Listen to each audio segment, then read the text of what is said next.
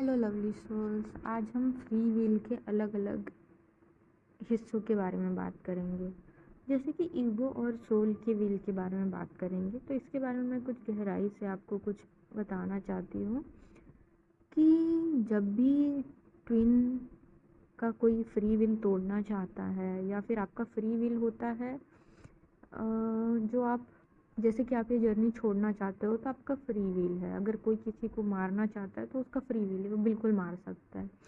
हाँ, ये नॉलेज अगर उसको नहीं हो कि इसके बाद आगे क्या होगा तो वो अलग बात है, लेकिन हर किसी का फ्री विल है। कोई कभी भी किसी को छोड़ सकता है, जर्नी कहीं भी किसी को इस कॉन्ट्रैक्ट को ख़त्म कर सकता है। तो जब ट्विन ये अपनी फ्री विल से सब ब्रेक करना चाहता है तो क्या होता है, तो एक्चुअली इसमें एक डिफरेंस होता है ईगो और सोल का विल।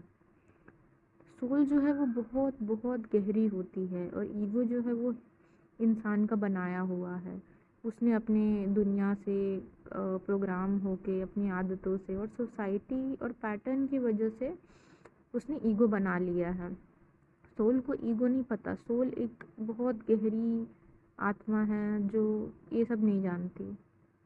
पीपल हमेशा, जो लोग होते हैं वो हमेशा ना पैटर्न पे चलते हैं कि ये चला आ रहा है उसी को फॉलो करते हैं। अगर कोई प्रथा चल रही है तो उसी को फॉलो करते हैं। अगर कोई निगेटिव कॉन्शियसनेस में है, निगेटिव सोच है, तो उसी को फॉलो करते हुए पीढ़ी दर पीढ़ी आगे बढ़ जाते हैं और ये कभी टूटता नहीं है और ये हमेशा चलते जाता है। जिसकी वजह से क्या होता है, बाहरी के लोग भी अगर किसी ने इसको फॉलो करना स्टार्ट कर दिया तो फिर ये बनते चला जाता है।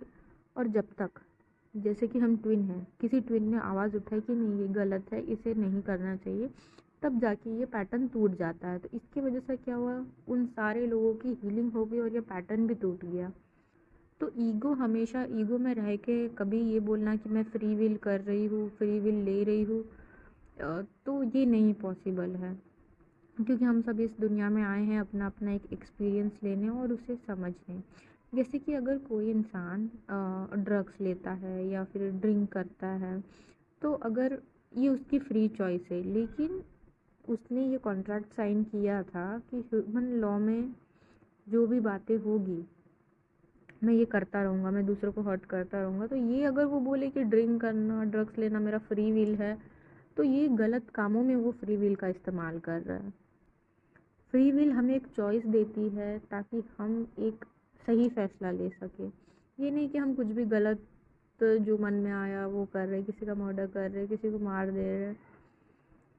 फ्री विल हमें पूरी अवेयरनेस में रह के लेना चाहिए, पूरे जागरूक होके, क्योंकि हमारे डिवाइन को पता होता है कि हम धरती पे जाने के बाद ये सब कुछ करेंगे।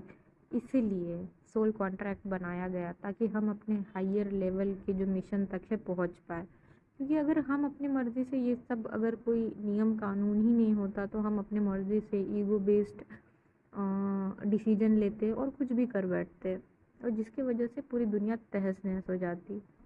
जैसे कि मैं आपको बताना चाहती हूँ कि अगर आप अपने ट्विन के साथ ये सोल कॉन्ट्रैक्ट लेकर आए हैं कि आप इस जन्म में यूनाइट होकर रहेंगे, तो इस जन्म में आपका जब वो टाइमिंग आएगा, और ये टाइमिंग किस पे डिपेंड करता है, आपके इनर वर्क के स्पीड पे। अगर किसी ने धीरे, एक टाइमिंग तो अलॉट हो चुका है कि हाँ ये इंसान ऐसी गलती करने वाला है, ये होने वाला है, क्योंकि हायर पावर ने सब कुछ देख रखा है कि ऐसा करने वाला है, फिर ये डिसीजन लिया जाएगा, तो इस डिवाइन टाइमिंग पे दोनों मिल जाएंगे।